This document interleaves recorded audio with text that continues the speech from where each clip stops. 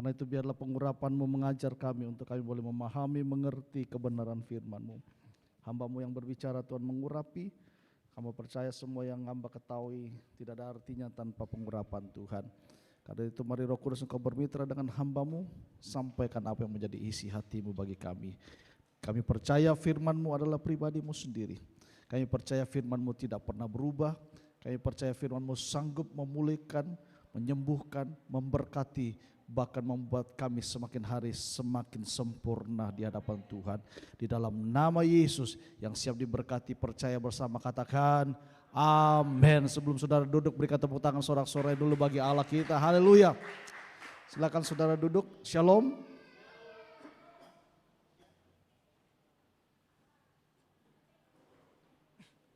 Ya, kita bulan ini masuk pada tema tentang wisdom atau tentang hikmat. Minggu kemarin kita sudah belajar tentang pentingnya hikmat, dan hari ini kita akan mengangkat tema tentang hikmat Allah dan manusia.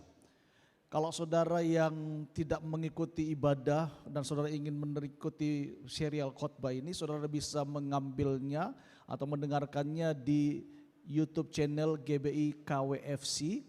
Saudara bisa mendengarkan di sana, atau saudara bisa juga di Facebook Gel Pinarta, saudara bisa mendapatkan rangkaian khotbah minggu-minggu sebelumnya. Ya, dan silakan saudara like, subscribe dan sharekan. Haleluya. Kalau saudara berat untuk ngomong di depan orang, bersaksi tentang kebaikan Tuhan, menceritakan tentang Tuhan yang baik, sharekan firman Tuhan itu saja, sharekan channelnya, dan orang lain akan diberkati. Amin. Tidak susah, saudara tinggal pencet tombol, saudara pencet jempol saudara, sharekan ke orang lain, dan orang lain pun diberkati, saudara juga menerima berkat dari Tuhan. Amin. Haleluya. Nah, kita akan belajar hari ini tentang hikmat Allah dan manusia. Saudara, di bulan November ini kita berbicara tentang hikmat, dan ini bukan hikmat yang datang dari manusia, tetapi hikmat yang datang dari Allah. Ya, kita sebenarnya menentukan tema bulan ini, saudara, sebenarnya sudah lama, tetapi Tuhan baru menyatakan untuk disampaikan di bulan ini, dan saya percaya di dalam Tuhan itu tidak ada yang kebetulan. Amin. Tuhan itu menuntun kita langkah demi langkah sehingga tema ini bisa kita pelajari bersama-sama. Nah, saudara, kita perlu hikmat Tuhan dalam hidup kita. Yang setuju katakan amin. Ya, berapa banyak saudara memerlukan hikmat Tuhan? Amin. Oke. Nah, kita perlu hikmat Tuhan dalam menyikapi setiap masalah dalam hidup kita, baik itu pandemik dalam hidup ini, ya. Kita perlu menyesuaikan diri, dan semua itu diperlukan hikmat Tuhan dalam hidup kita. Dan hikmat Tuhan ini, saudara, sangat-sangat menentukan langkah-langkah kita di dalam kita menjalani segala sesuatu. Karena tanpa hikmat Tuhan maka kita tidak akan bisa menjalani kehidupan ini. Kemarin saya membagikan ada 3 pengertian hikmat di dalam Alkitab. Ya, saya nggak perlu ulang lagi, saudara bisa mendapatkannya di khotbah minggu lalu. Ada 3 pengertian tentang hikmat. Dan saya berharap ketiga hal ini saudara bisa dapatkan dan saudara bisa praktekkan di dalam kehidupan saudara. Nah, untuk itu saya akan mengajak saudara membuka firman Tuhan untuk hari ini di dalam 1 Raja-Raja pasal yang ketiga ayat yang ke-7 sampai seterusnya. Tapi saya baca dulu ayat 7 dan ayat 9 sampai ayat 9. Nanti saudara pulang di rumah, saudara bisa membaca pasal ini secara keseluruhan, ya, sehingga saudara bisa lebih dilengkapi lagi. 1 Raja-Raja pasal 3 ayat 7 dan ayat sampai ayat yang ke-9 dikatakan demikian. Maka sekarang ya Tuhan Allahku, Engkaulah yang mengangkat hamba-Mu ini menjadi raja menggantikan Daud ayahku. Sekalipun aku masih sangat muda dan belum berpengalaman, demikian hamba-Mu ini berada di tengah-tengah umat-Mu yang Kau pilih, suatu umat yang besar yang tidak terhitung dan tidak terkira banyaknya. Maka berikanlah kepada hamba-Mu ini hati yang faham menimbang perkara untuk menghakimi umat-Mu dengan dapat membedakan antara yang baik dan yang jahat. Sebab siapakah yang sanggup menghakimi umat-Mu yang sangat besar ini? Saudara, ini adalah satu doa Raja Salomo kepada Tuhan. Kalau saudara baca ayat-ayat sebelumnya, maka saudara akan tahu bahwa mimpi ini yang datang setelah Salomo melakukan penyembahan saudara di hadapan Tuhan, maka Tuhan itu memberikan jawaban setelah Salomo mendapatkan mimpi, setelah dia melakukan penyembahan kepada Tuhan dan melakukan persembahan dengan beribu korban bakaran kepada Tuhan. Tidak sedikit yang diberikan kepada Tuhan melewat penyembahan dan doa dan juga korban yang diberikan kepada Tuhan. Lalu Tuhan akhirnya hadir di dalam doa-doa Salomo dan Tuhan memberikan jawaban atas doa Salomo. Saudara, dikatakan bahwa Tuhan itu hadir memberikan jawaban kepada Salomo. Karena di tengah-tengah ketidakmampuan Raja Salomo, dia memerlukan hikmat Tuhan. Tuhan bertanya, apa yang engkau minta? Ya. Tuhan bertanya, apa yang engkau harapkan, apa yang engkau inginkan, apa yang engkau minta, aku hendak berikan kepadamu. Saudara, kalau kita berdoa lalu Tuhan berkata begini, apa yang hendak aku berikan kepadamu, maka mungkin kita akan mengajukan beratus-ratus permohonan. Tuhan, aku pingin berhasil. Tuhan, aku pingin sukses. Tuhan, aku pingin suamiku berubah. Tuhan, aku pingin pekerjaan saya baik. Tuhan, aku pingin usaha yang lebih baik. Tuhan, aku pingin punya pacar yang cantik. Tuhan, aku pingin banyak saudara ya. Pasti akan banyak seabrek-abrek permohonan yang kita akan sodorkan kepada Tuhan. Tapi saudara lihat, Salomo ini saudara, dia tidak minta semua itu. Dia tidak minta kekayaan, dia tidak minta kehormatan, dia tidak minta kejayaan. Yang dia minta apa? Cuma satu, hikmat Tuhan. Ya. Hikmat Tuhan yang hanya diharapkan oleh Salomo. Salomo datang kepada Tuhan dengan kerendahan hati di hadapan Tuhan, mengakui segala keberadaannya. Kenapa? Karena dia sadar bahwa dia masih sangat muda. Dia belum punya pengalaman. Dia belum punya kemampuan, dia merasa tidak sanggup untuk memimpin umat Tuhan yang sedemikian besar. Apalagi menggantikan sosok bapaknya Daud. Seorang raja yang sangat-sangat berkarisma. Seorang raja yang sangat-sangat berhasil. Bagi Salomo menggantikan seorang raja yang bernama Daud itu adalah satu beban mental yang sangat luar biasa. Di tengah-tengah ketidakberdayaannya, di tengah-tengah ketidakmampuannya, dia datang kepada Tuhan, menyembah Tuhan, memberikan persembahan kepada Tuhan dan meminta hikmat daripada Tuhan. Saudara, perasaan tidak sanggup ini sangat mengganggu Salomo sampai terbawa ke dalam mimpinya. Dan Tuhan merespon persembahan yang diberikan oleh Salomo. Dan akhirnya Tuhan hadir dalam mimpinya itu. Dan Tuhan bertanya, apa yang engkau ingin aku lakukan dalam hidupmu? Minta apa yang engkau akan aku berikan kepadamu? Saudara, hikmat itu sangat penting dalam hidup kita. Nah, pertanyaannya saudara, apa itu hikmat? Apa itu hikmat? Saudara, hikmat itu adalah kemampuan untuk menimbang perkara, kemampuan untuk dapat membedakan. Jadi ketika kita memiliki hikmat, maka kita bisa mempunyai kemampuan untuk apa? Menimbang perkara. Juga untuk apa? Untuk dapat membedakan mana yang baik, mana yang tidak baik. Hikmat itu saudara membedakan mana yang benar, mana yang salah. Mana yang baik, mana yang jahat, mana yang tidak baik. Ya, situasi yang baik atau tidak baik, hikmat itu diperlukan. Amin. Ya, hikmat juga sanggup membedakan orang dengan siapa kita berhadapan. Kadang-kadang kita nggak tahu orang ini sebenarnya punya niat jahat sama kita.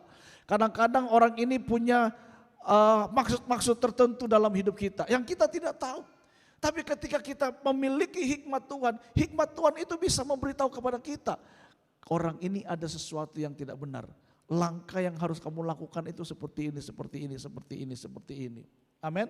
Hikmat itu saudara dapat diandalkan dalam hidup kita. Ya, orang percaya harusnya berjalan senantiasa dengan hikmat Tuhan. Amin. Karena dengan hikmat Tuhan kita cakap melakukan segala sesuatu di dalam hidup kita. Saudara, hikmat juga bisa membedakan suara dari berita mana yang perlu kita dengar atau tidak. Kadang-kadang ada berita-berita yang mungkin itu tidak benar. Disitulah kita perlu hikmat Tuhan untuk menyaringnya. Apakah ini patut dipercaya, apakah ini hoaks, apakah ini benar atau tidak. Hikmat Tuhan itu diperlukan dalam memilah mana berita yang benar, mana berita yang tidak benar. Karena itu saudaraku, tanpa hikmat kita bisa menghabiskan waktu untuk mendengarkan sesuatu yang tidak penting dalam hidup kita. Betul? Tanpa hikmat kita banyak buang-buang waktu untuk mencari, mendengar segala sesuatu yang tidak penting dalam hidup kita, yang tidak membangun dalam hidup kita, yang kita dengar. Tapi dengan hikmat kita akan bisa memilah mana yang berita yang patut kita terima, mana berita yang tidak patut kita terima. Saudara, hikmat juga memampukan kita untuk membedakan waktu. Karena jika kita sudah tahu sesuatu yang benar, tetapi mengambil keputusan di waktu yang salah, maka hal itu bisa menjadi keliru juga, saudara. Kadang-kadang kita ini terlalu tergesa-gesa di dalam melakukan sesuatu.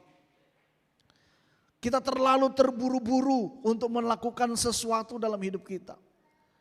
Karena kecenderungan kita itu kan maunya cepat. Ya, kita menganut paham lebih cepat lebih baik. Ya. Karena paham itulah kadang-kadang kita banyak mengambil keputusan-keputusan yang salah dan keliru. Seharusnya kalau kita berdiam diri sejenak dan minta hikmat Tuhan, maka waktu itu akan tepat kita ambil. Ya, keputusan-keputusan yang akan kita ambil itu adalah keputusan-keputusan yang betul-betul membawa suatu manfaat dalam kehidupan kita. Bukan keputusan yang sekedar keputusan, tetapi keputusan yang benar-benar membawa manfaat dalam hidup kita. Karena itu saudara, kapan kita harus diam dan kapan kita harus berbicara, kapan kita harus berkata-kata, itu diperlukan hikmat. Kadang-kadang kita ini apalagi orang timur. Orang timur itu suka ngomong, saudara. Dan kadang-kadang orang ngomong itu gak dipikir dulu. Sudah keluar baru, aduh tadi saya kenapa ngomong gitu. Betul apa benar? Ya. Sudah keluar, aduh saya susah lah ini. Kenapa? Karena memang kita kecenderungannya lebih cepat berkata-kata, lamban mendengar. Tetapi saudara, kalau kita ada hikmat Tuhan, hikmat Allah itulah yang akan memampukan kita untuk kita bisa berbicara mana yang perlu kita bicarakan, mana yang tidak perlu kita bicarakan. Segala sesuatu bisa dengan cakap kita pilah. Amin. Bukan cuma sekedar asbun, asal bunyi. Orang kadang-kadang supaya mau dilihat pintar, katanya banyak ngomong saja supaya kelihatan pintar. Justru Alkitab bilang begini, orang yang diam pun kalau dia bodoh disangka orang pintar, saudara. Betul? Karena ketika kita banyak ngomong, seringkali terjadi banyak kesalahan. Betul? Karena kebanyakan ngomong terjadi banyak kesalahan. Karena itu ketika kita memiliki hikmat, hikmat itu akan mengajar kita mana yang perlu kita katakan, mana yang tidak perlu kita katakan. Karena itu saudara, setiap hari kita harus mengambil begitu banyak keputusan. Dan keputusan itulah yang menjadikan siapa kita dan di mana kita sekarang berada. Setiap keputusan yang saudara ambil setiap hari itu menentukan siapa diri kita dan di mana posisi kita. Tentu di dalam hal ini hikmat sangat diperlukan untuk kita bisa memilih apa yang harus kita lakukan di dalam hidup kita. Amin. Keputusan yang kita buat sekarang itu saudara menentukan masa depan kita. Setuju? Ya. Kalau saudara ambil keputusan saat ini salah, maka masa depanmu itu akan banyak mengalami kekeliruan dan kekacauan dan kehancuran. Tapi kalau keputusan yang kau ambil hari ini benar, saya percaya ke depannya engkau akan menjalani satu kehidupan yang bahagia dan dalam berkat Tuhan. Karena memang penyesalan itu datangnya selalu terlambat, saudara. Kalau yang datangnya di luar itu biasanya apa? Uang muka. Penyesalan itu selalu datang terbelakang. Ya. Dan sebelum terjadi penyesalan, sebaiknya kita berdoa, minta hikmat Tuhan di dalam mengambil keputusan dalam hidup kita. Haleluya. Ya. Kalau saudara perhatikan di dalam ayat yang ke-10 dari 1 Raja-Raja pasal 3 ayat 10 dikatakan, lalu adalah baik di mata Tuhan bahwa Salomo meminta hal yang demikian. Ketika Tuhan menjawab doa Salomo, Tuhan memuji. Kenapa? Karena apa yang diminta Salomo ini adalah yang baik, bahkan yang terbaik. Dia tidak meminta kejayaan, tidak meminta kehormatan, tidak meminta kekayaan. Dia hanya minta hikmat Tuhan. Dan Tuhan berkata, lalu adalah baik di mata Tuhan bahwa Salomo meminta hal yang demikian. Nah, coba saudara pikirkan, apakah selama ini doa-doa yang kita naikkan di hadapan Tuhan, Tuhan berkata begini, sesungguhnya apa yang engkau minta itu adalah baik. Beberapa minggu yang lalu saya sudah berkata, mengajarkan kepada saudara, kita harus berdoa itu meminta bukan apa yang kita inginkan, tapi belajar untuk berdoa meminta apa yang menjadi kehendak Tuhan. Amin. Karena keinginan itu tidak selalu dijawab oleh Tuhan. Saya mau beritahu kepada saudara, Tuhan itu nggak selalu menjawab doa. Ya, Tuhan itu nggak selalu menjawab doa kita dengan kata ya. Kadang-kadang dia diam. Tapi kediaman Tuhan bukan berarti dia tidak bekerja dalam hidup kita. Kadang-kadang Tuhan bilang tidak. Tapi waktu Tuhan berkata tidak bukan berarti Tuhan tidak menyertai kita dan melindungi kita. Tapi mungkin pada waktu kita berdoa, doa itu tidak sesuai dengan apa yang Tuhan mau. Dan mungkin itu akan bisa mencelakakan hidup kita. Karena itu disinilah kita perlu hikmat Tuhan. Ya, coba pikirkan saudara, apakah Tuhan memandang baik apa yang kita minta dalam doa kita? Karena ada banyak orang saudara, di dalam doanya itu bukan meminta apa yang Tuhan mau, tapi kadang-kadang mengancam Tuhan. Betul? Kadang-kadang di dalam doa-doa kita mengancam Tuhan supaya Tuhan bisa menjawab doa kita. Dan kita berkata begini, kalau Tuhan tidak jawab doa saya, maka saya akan berhenti dari pelayanan, maka saya akan berhenti untuk mengikut Tuhan, maka saya akan tidak lagi memberi untuk pekerjaan Tuhan.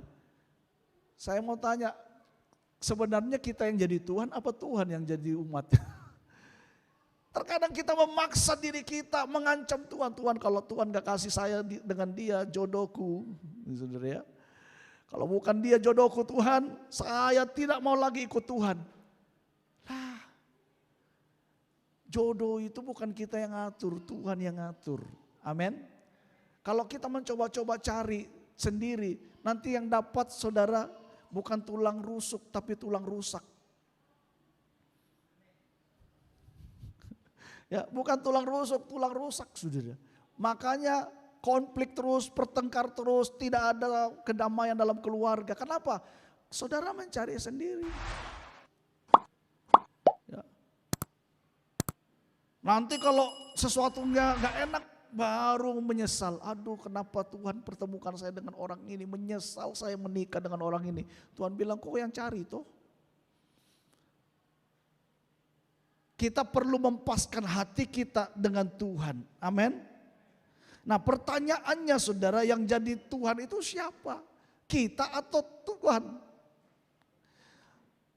Saudara perlu ketahui bahwa Tuhan itu tidak pernah keliru di dalam memberikan jawaban atas hidup kita. Amin. Tuhan tidak pernah keliru di dalam menyertai kita, dalam memberkati kita. Tuhan itu selalu ada bersama dengan kita. Waktu saudara meminta dan ketika itu adalah sesuai dengan kehendak Tuhan, saya percaya Tuhan pasti akan menyediakan bagi saudara dan saya. Ya, kadang-kadang kita bilang gini, kalau Tuhan itu baik, kenapa Tuhan gak jawab doa saya? Kalau Tuhan itu baik, kenapa saya hidup seperti ini?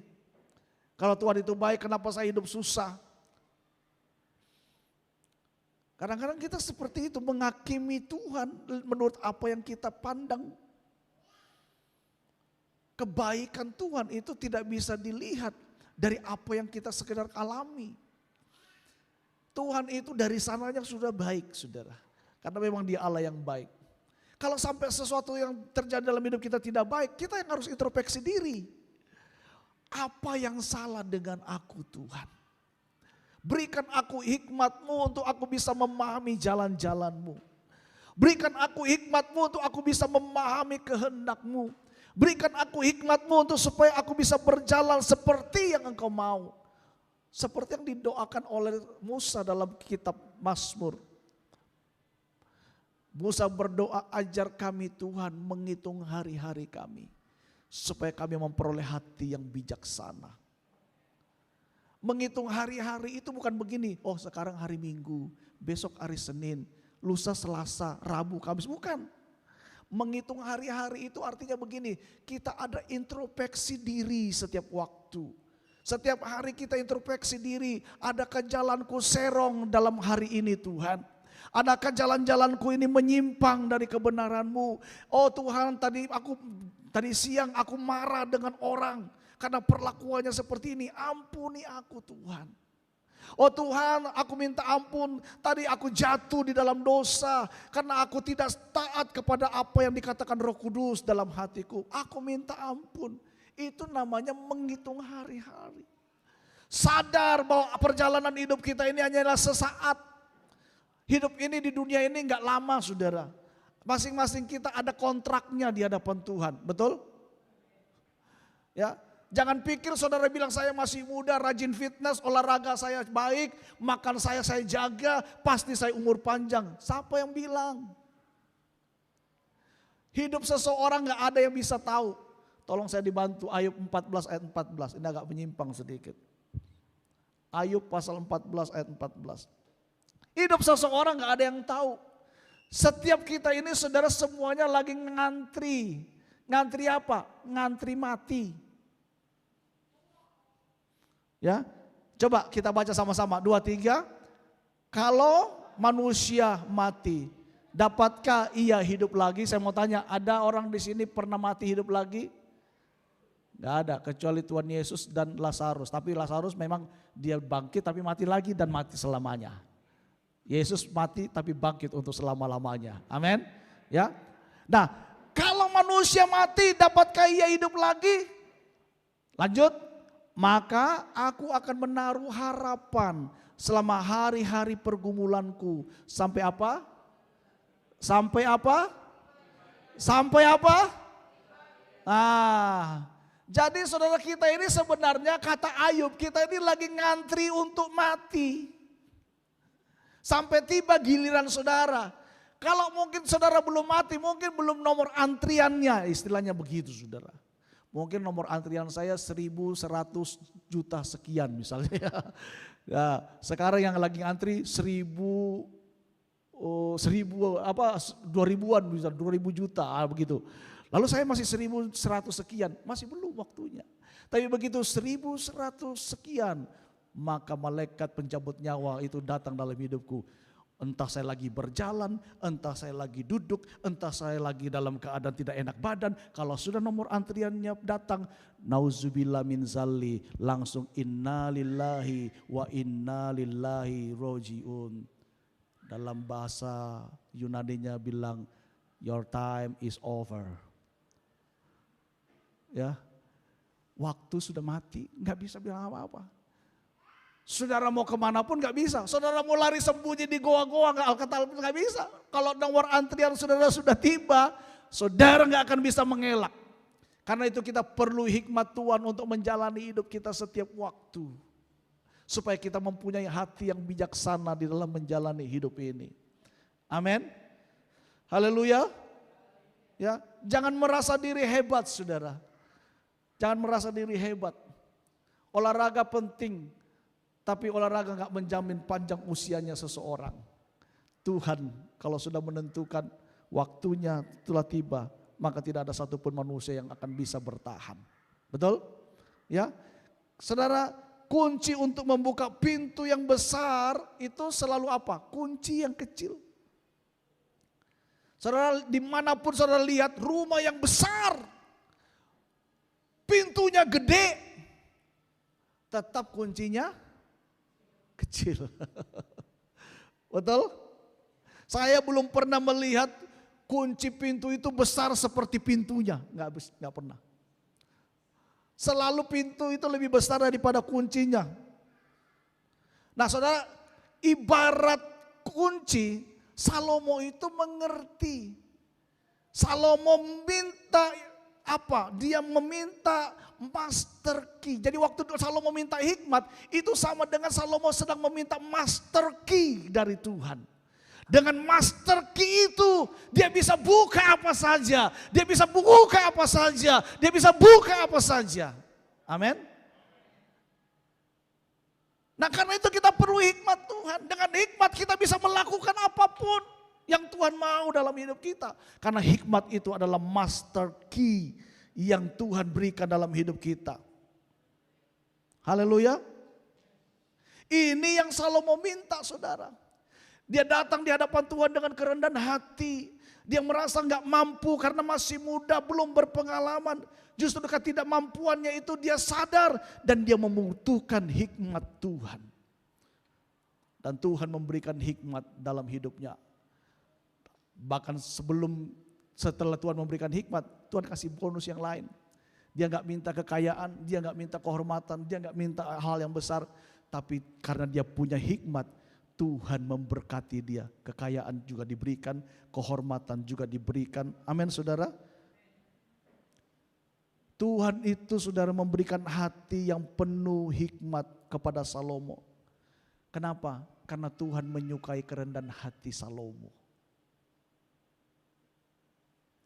Amsal pasal 12 ayat yang kedua. Ini adalah tulisan yang ditulis oleh Salomo. Dikatakan demikian, jikalau keangkuhan tiba, tiba juga apa? Cemooh. Tetapi apa? Hikmat ada pada orang yang rendah hati. Kalau kita rendah hati, Tuhan itu akan mengaruniakan hikmat dalam hidup kita. Tapi kalau orang sombong, Alkitab bilang gini, ya keangkuhan tiba, tiba juga cemooh. Waktu saudara sombong, saudara bukan mendapatkan kebaikan, saudara akan mendapat cemooh. Karena memang gak ada orang yang suka dengan orang yang sombong. Betul? Tuhan itu benci orang sombong. Apalagi kalau orang merasa ganteng lalu sombong. Waduh, cantik sombong, Tuhan gak suka. Kaya sombong, Tuhan gak suka. Tapi Tuhan lebih gak suka lagi. Sudah gak cantik, gak ganteng, gak kaya, sombong. Ya, kita harus rendah hati di hadapan Tuhan. Amin. Kalau saudara baca cerita di dalam 1 Raja-Raja pasal 3 itu saudara, maka saudara akan temukan di saat Salomo bangun dari mimpinya, maka Salomo langsung diperhadapkan dengan kasus. Kasusnya apa? 2 orang ibu datang kepada dia. Ya. Ibu ini punya masalah. Yang satu anaknya mati, ya, Lalu yang satu itu anaknya tidak mati. Ya waktu dia mati anaknya, si ibu yang tidak mati anaknya ini merelakan anaknya kepada yang mati anaknya. Karena ibu ini ngotot, yang mati anaknya bilang, itu anak saya. Dia anaknya mati waktu dia tiru, dia tindis. Dan sekarang itu adalah anak saya. Zaman itu saudara untuk menghadapi kasus seperti itu susah. Tapi karena Salomo memiliki hikmat yang luar biasa, maka Salomo bisa mengambil keputusan yang baik. Dia lihat reaksi kedua ibu ini. Yang punya anak bilang, kalau Salomo bilang gini, kalau begitu ambil pisau, kita bunuh saja anak ini, lalu bagi dua. Dengar seperti itu, seorang ibu yang benar-benar punya anak ini, dia bilang gini, udah saya rela anak ini saya berikan kepada dia. Dari situ Salomo tahu bahwa yang punya anak sesungguhnya adalah ibu ini. Ya, saudara, di situ luar biasanya hikmat Tuhan. Bahkan kalau saudara lihat setelah itu, kalau saudara baca dalam pasal yang ketiga ayat 28, ya, bagaimana orang-orang akhirnya mendengar kabar bahwa Salomo itu dikaruniakan Tuhan yang luar biasa. Maka raja-raja dari segala bangsa datang kepada dia untuk menyaksikan hikmat Tuhan atas Salomo. Ya. Dan akhirnya Salomo menjadi raja yang sangat-sangat terhormat, sangat-sangat disegani, sangat-sangat dihargai. Karena apa? Karena kebijaksanaannya dan juga karena kekayaannya yang dia dapatkan dari apa yang Tuhan percayakan. Saudara, kita melihat di sini pentingnya hikmat dalam hidup kita. Yang hebat itu bukan Salomo, tapi yang hebat itu adalah Tuhan yang ada dalam hidup Salomo dan yang memberikan hikmat kepada Salomo. Amin. Nah, saya akan mengajak kepada saudara dalam perjanjian baru tentang satu tokoh yang bernama Paulus. Ya. Di dalam 1 Korintus pasal 1 ayat 30. Saudara lihat di sana, ini saya bacakan dalam terjemahan sehari-hari Indonesia, TSI, ya. Kalau yang saudara punya itu bahasa yang umum, ya. Nah, tapi dalam terjemahan sehari-hari bahasa Indonesia dari 1 Korintus 1 ayat 30 dikatakan begini. Allah sendirilah yang sudah mempersatukan kalian dengan Kristus Yesus. Allah juga yang sudah menjadikan Kristus sebagai sumber hikmat bagi kita. Dan Kristuslah yang membuat kita benar di hadapan Allah. Dan dia juga yang menyucikan serta membebaskan kita dari dosa. Saudara, di sana Paulus katakan bahwa Yesuslah yang menjadi sumber hikmat.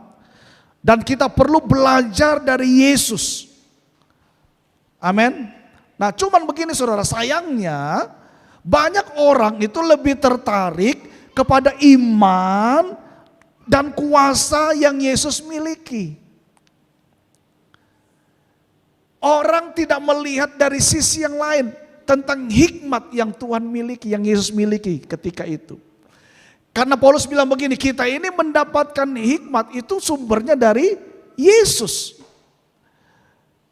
Tapi ada banyak orang lebih tertarik kepada kuasa, iman yang dimiliki oleh Tuhan Yesus, tapi kurang berfokus kepada hikmat yang Tuhan Yesus miliki. Yesus itu saudara penuh dengan iman, penuh dengan kuasa.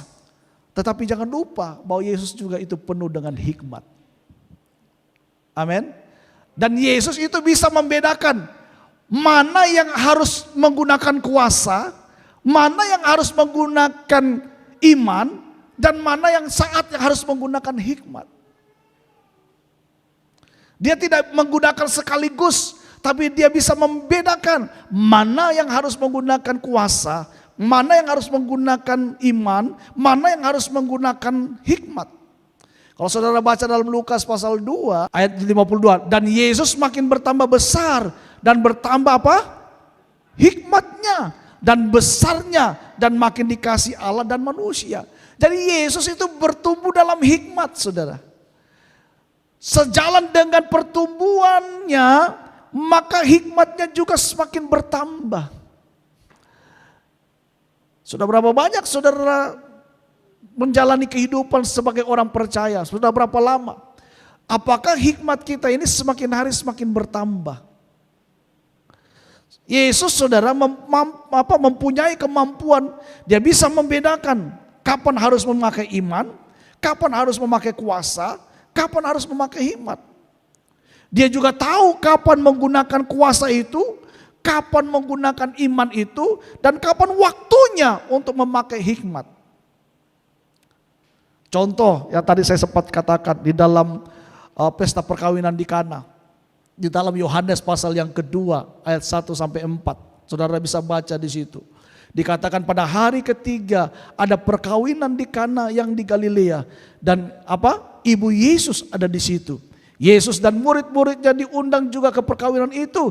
Ketika mereka kekurangan anggur, Ibu Yesus berkata kepadanya, mereka kehabisan anggur. Kata Yesus kepadanya, mau apakah engkau daripadaku ibu, saatku belum tiba. Saudara, ini hikmat yang berbicara di awal pelayanan Yesus. Bahkan di saat ibunya sendiri meminta kepadanya untuk melakukan kuasa, karena pesta itu kehabisan anggur, Yesus tidak semena-mena langsung berkata, oke, aku akan lakukan kuasa. Tidak. Tapi dia pakai hikmatnya. Dia bilang apa? Ibu, saatku belum tiba. Ya. Karena kalau Yesus saat itu melakukan mujizat seperti yang diharapkan oleh ibunya dan disaksikan oleh orang banyak, saudara, maka kematian Kristus akan lebih cepat. Karena itu Yesus bilang, saatku belum tiba. Hikmat yang digunakan di situ, kuasanya belum digunakan. Ya, nah kalau saudara lihat lagi dalam Matius pasal yang keempat ayat 3 sampai 7. Di situ cerita tentang bagaimana Yesus berdoa puasa 40 hari dan kemudian iblis menggoda dia. Ya, di sini kita lihat bahwa saudara, iblis menggoda Yesus. Iblis ingin menggoda Yesus supaya Yesus menggunakan kuasanya, menunjukkan kuasanya. Tapi kita lihat di sini Yesus memilih untuk tidak tergoda. Kenapa? Dia punya hikmat. Dia punya hikmat untuk tidak melakukan apa yang iblis mau. Karena dia tahu waktunya, dia tahu sedang berhadapan dengan siapa. Di situ Tuhan Yesus menggunakan hikmatnya. Dia nggak bilang gini, oke, kamu coba saya Tuhan. Oke, barang apakah?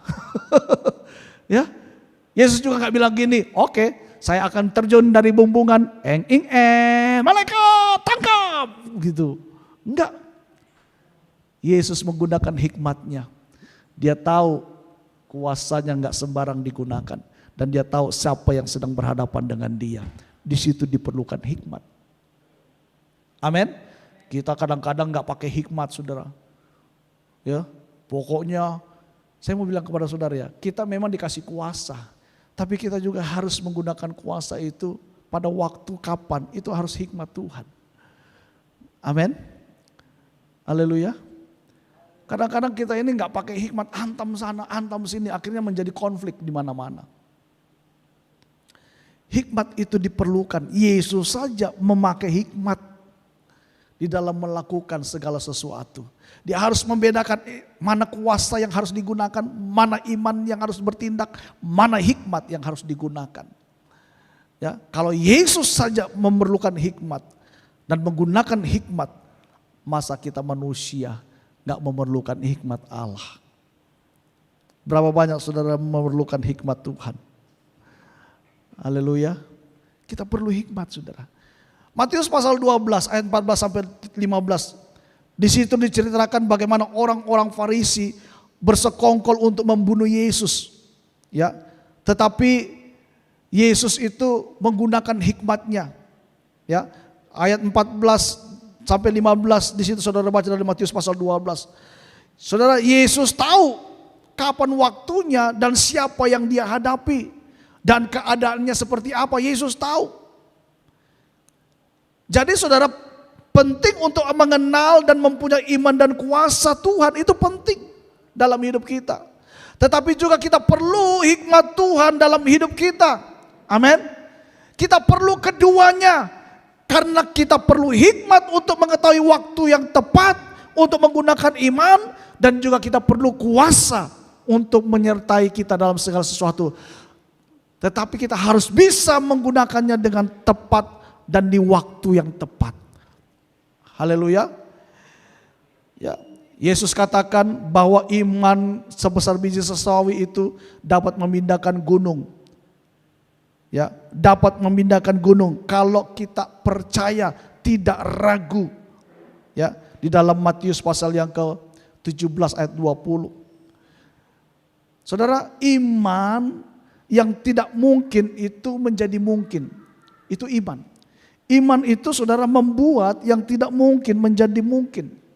Tapi hikmat itu memelihara dan menjaga hidup saudara dan saya. Amin. Iman itu membuat yang tidak mungkin menjadi mungkin. Tetapi hikmat itu menjaga kehidupan kita. Amsal 4 ayat 5 dan 6 dikatakan demikian. Perolehlah hikmat. Perolehlah apa? Pengertian. Lalu jangan lupa dan jangan menyimpang dari perkataan mulutku. Janganlah meninggalkan hikmat itu. Maka engkau akan apa? Dipeliharanya. Kasihilah dia. Dia itu siapa? Hikmat. Maka engkau akan dijaganya. Jadi kalau saudara punya hikmat, hidupmu itu akan terpelihara.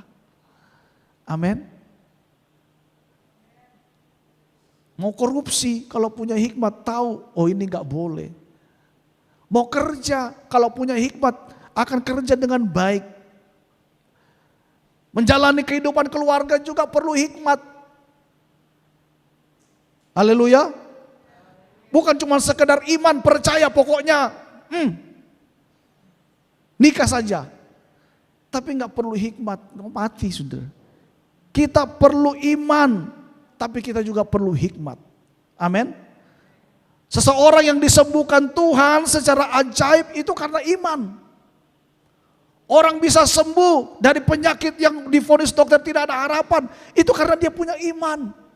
Tetapi saudara, orang ini supaya bisa memelihara kesehatannya, supaya dia tetap bisa menjadi orang yang sehat, itu perlu hikmat. Amin. Bagaimana dia harus jaga makan yang cukup. Dia harus jaga istirahat yang cukup. Itu perlu hikmat. Bagaimana dia harus menjaga kesehatannya agar tidak jatuh lagi sakit. Itu perlu hikmat. Nah, iman itu juga mengubah keadaan, saudara. Tetapi hikmat itu mengubah diri kita sendiri. Amin. Iman itu bisa mengubah keadaan. Yang tidak baik menjadi baik. Yang susah bisa menjadi bahagia. Yang tidak ada menjadi ada. Itu iman. Tetapi hikmat itu mengubah diri kita sendiri. Mengubah cara kita berpandang. Mengubah pola pikir kita. Itu hikmat. Haleluya. Amsal pasal 1 ayat 1 sampai 5. Ada di situ. Kalau tidak ada saya minta tolong dibantu dibaca. Dibukakan saja.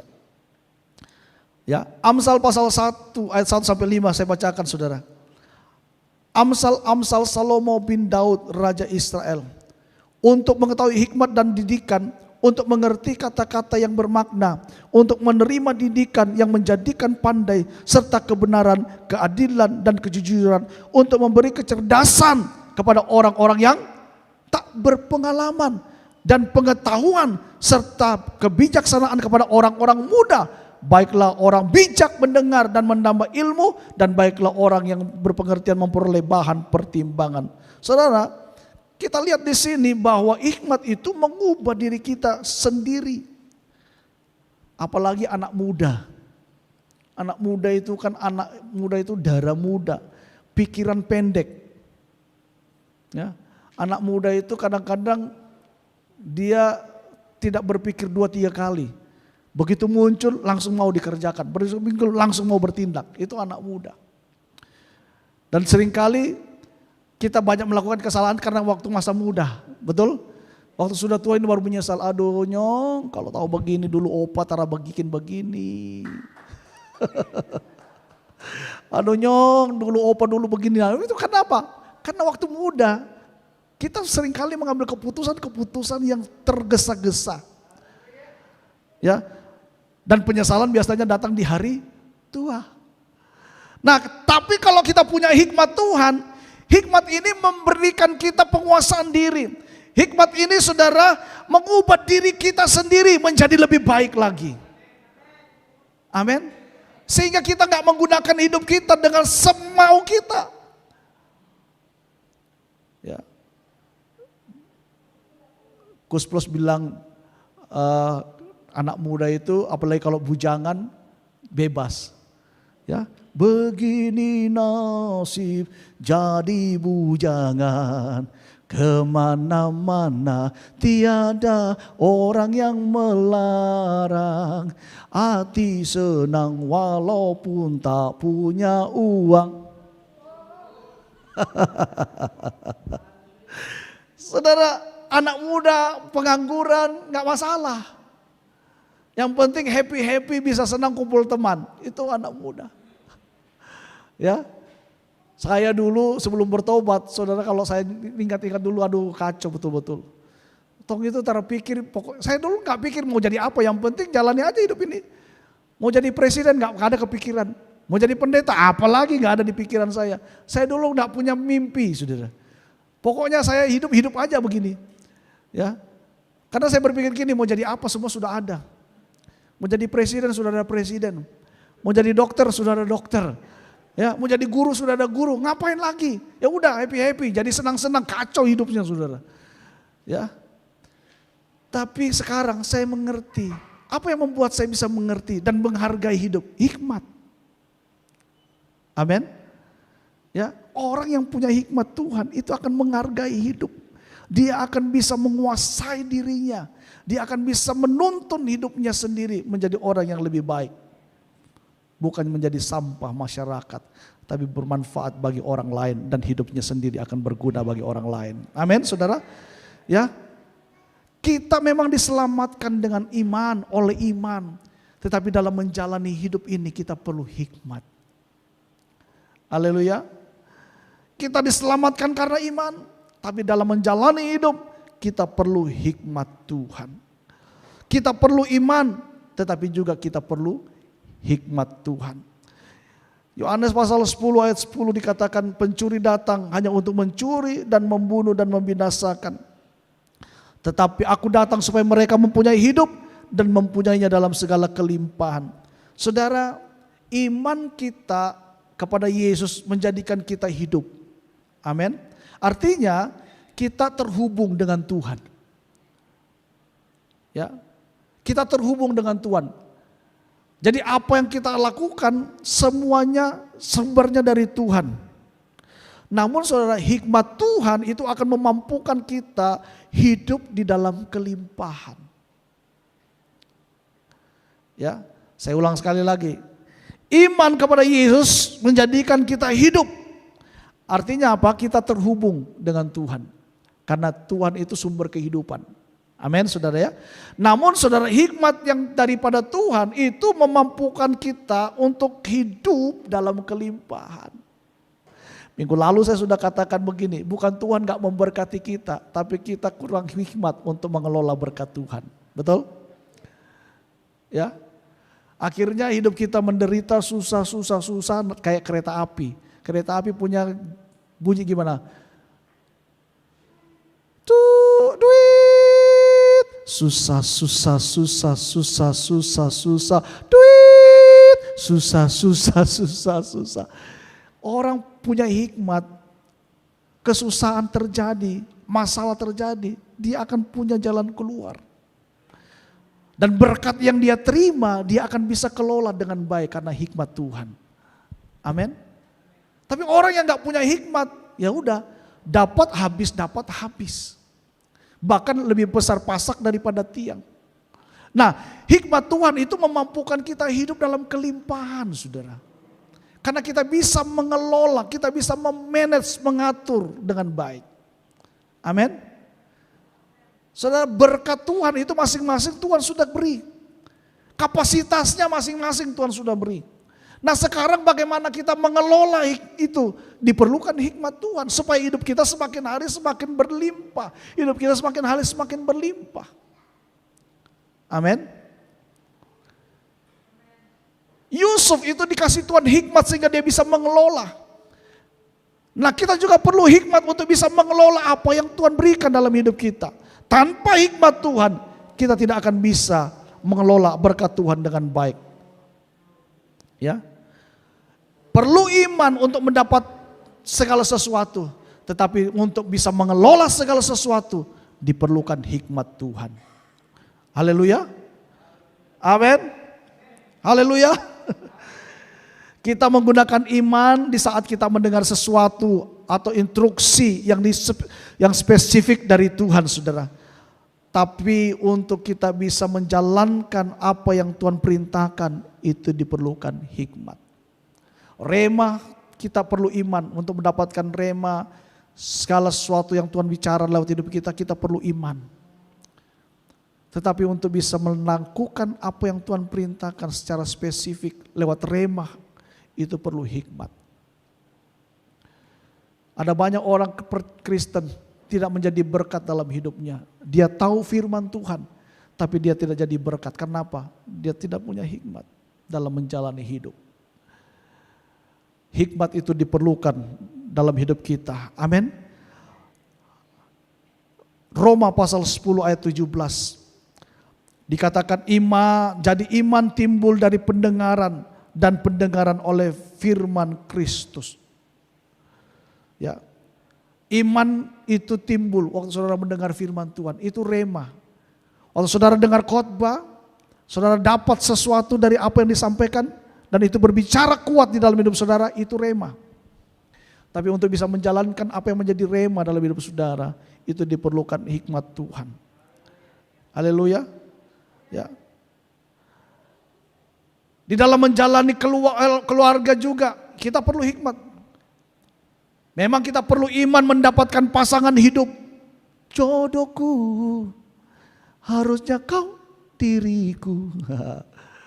Ya. Tuhan kirimkanlah aku kekasih yang baik hati.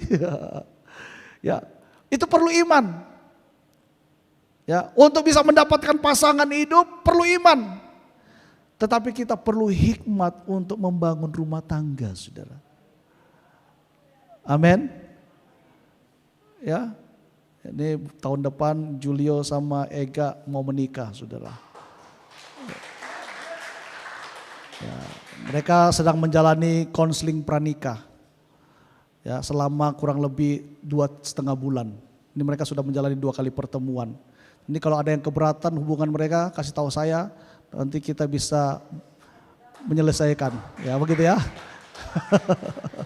Jadi kalau ada yang menaksir Ega, saat ini berhenti menaksir karena Ega punyanya Julio. Ada yang naksir Julio, berhenti menaksir Julio karena Julio sudah ada yang punya.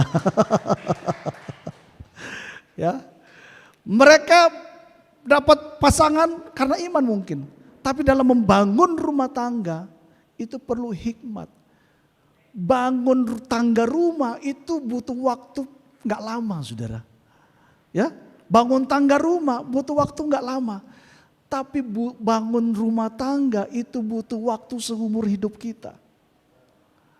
Dan bayangkan kalau saudara nggak punya hikmat di dalam membangun rumah tanggamu akan jadi neraka. Nanti yang perempuan bilang begini, pulangkan saja aku pada ibuku atau ayahku. Dulu segenggam emas kau pinang aku. Wow, wow, wow. Ya. Kalau nggak ada hikmat, hancur rumah tangga, saudara. Rumah tangga bukan jadi bahagia, jadi kayak neraka. Betul apa benar? Ya. Karena itu perlu hikmat Tuhan di dalam membangun rumah tangga. Amsal pasal 34 ayat 3 sampai 4, saudara catat saja, mungkin saya tidak masukkan di situ. Oh, ya. Amsal 34 ayat 3 sampai 4 dikatakan begini. Ini saya bacakan dalam terjemahan bahasa Indonesia sederhana. Dikatakan rumah tangga dibangun dengan hikmat dan pengertian. Dan apabila ada pengetahuan, maka apa? Kamar-kamarnya akan terisi lengkap dengan barang-barang berharga dan indah. Saudara, Alkitab mengatakan rumah tangga itu dibangun dengan hikmat dan pengertian. Kalau ada hikmat dan pengertian, maka dikatakan maka kamar-kamar itu akan terisi lengkap dengan barang-barang berharga dan indah. Kalau nggak ada hikmat dalam membangun rumah tangga, punya uang triliunan juga, itu bukan membawa bahagia, menderita. Awal tahun lalu saya ketemu dengan teman, sama-sama teman sekolah teologi ya. Dia di Sentani, saudara. Kebetulan mantan istrinya yang sekarang ini, itu dulu mantan suaminya. Mereka sudah bercerai, jadi mereka ini dua-dua sudah bercerai, lalu mereka bertemu menikah. Ya, lalu saudara yang perempuan ini dulu tinggal di Jakarta, suaminya itu kaya, semua kebutuhannya dikasih, mobil termewah dikasih. Tapi saudara tahu akhirnya dia bercerai, kenapa? Enggak punya kebahagiaan. Istrinya kesepian, suami jarang di rumah. Bahkan bermain yang tidak baik. Akhirnya istri main dugem, naik klub, kena narkoba, minum mabuk dan sebagainya. Hancur. Rusak. Singkat cerita akhirnya diambang kehancuran dan mereka berpisah. Ya, dan ketemu dengan teman saya ini. Ini mereka bersaksi sendiri dengan kami. Ya. Saudara, ada banyak kita melihat orang hidupnya menderita dalam pernikahan. Kenapa? Hikmat tidak ada di situ. Konflik itu pasti ada. Dalam pernikahan orang Kristen itu nggak ada yang namanya rumah tangga yang cocok. Yang ada itu apa? Dicocok-cocokkan. Betul? Saya mau nikah nanti, saya mau cari yang sama dengan saya. Ya, kalau begitu kau nikah dengan laki-laki. Cari sama dengan dia tuh. Saya mau cari orang yang pokoknya yang bisa sama dengan saya sifatnya. Gak ada. Saudara jumpai di mana-mana orang yang menikah pasti itu bertolak belakang dengan sifatnya. Kalau yang pria itu melankolis, pasti yang wanita itu nanti bisa flegmatik. Gak mungkin sama-sama melankolis, gak mungkin. Lihat. Dalam pernikahan gak ada yang sama-sama melankolis, sama-sama sifatnya. Pasti ada perbedaan-perbedaan. Dan justru perbedaan itulah ketika dipersatukan menjadi sesuatu yang luar biasa. Amin. Haleluya. Amin. Keyboard ini saudara, ini ada notasinya.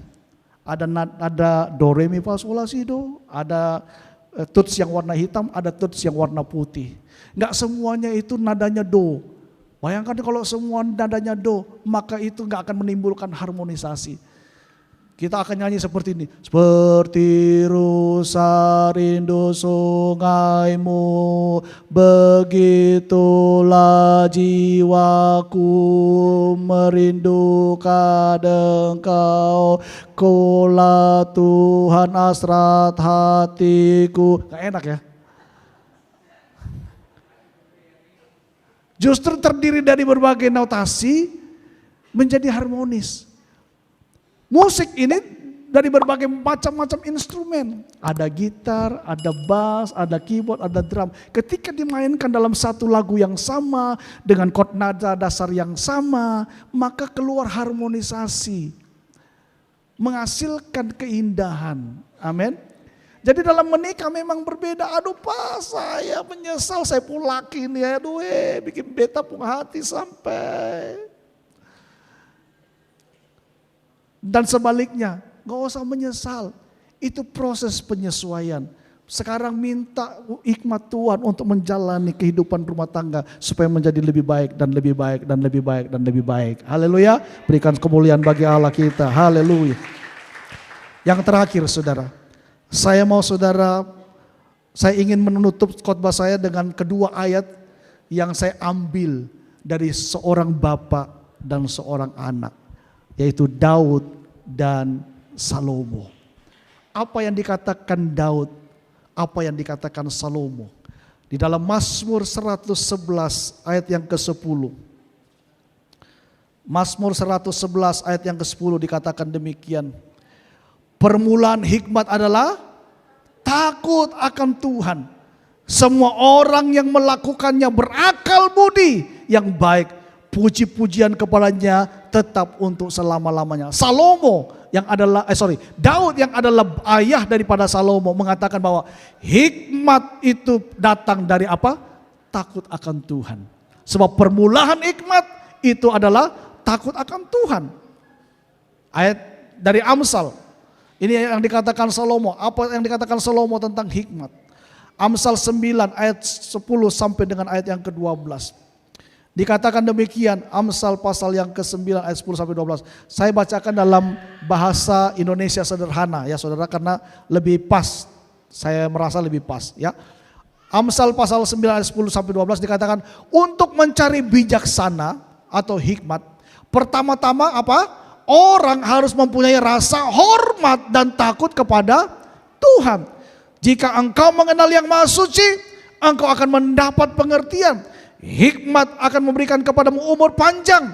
Apabila hikmat kau miliki, engkau sendiri yang beruntung. Tetapi jika hikmat kau tolak, engkau sendiri pula yang akan dirugikan. Antara Bapak Daud dan Salomo anak sama-sama mempunyai pandangan yang sama, bahwa hikmat itu diperlukan dan hikmat itu didapatkan dari apa? Takut akan Tuhan. Minggu lalu saya sudah sampaikan apa itu takut akan Tuhan. Takut akan Tuhan itu harus dilakukan dalam hidup kita. Karena waktu kita takut akan Tuhan, maka kita akan menjauhi yang jahat. Beda takut akan Tuhan dengan takut kepada Tuhan. Takut kepada Tuhan itu kita gak berani mendekat karena ada dosa, ada kesalahan, maka saya takut kepada Tuhan. Tapi kalau takut akan Tuhan, kita menghargai Dia, kita menghormati Dia, dan kita tidak mau melakukan kejahatan. Karena Dia Allah yang Maha Kudus dan layak untuk menerima segala kemuliaan dalam hidup kita. Amin. Haleluya. Saya berdoa kiranya Tuhan memberikan kita semua, saudara dan saya, hikmat-Nya. Agar kita bisa menghadapi segala sesuatu yang terjadi dalam hidup kita dengan hikmat daripada Tuhan. Berikan sorak-sorai kemuliaan bagi Allah kita.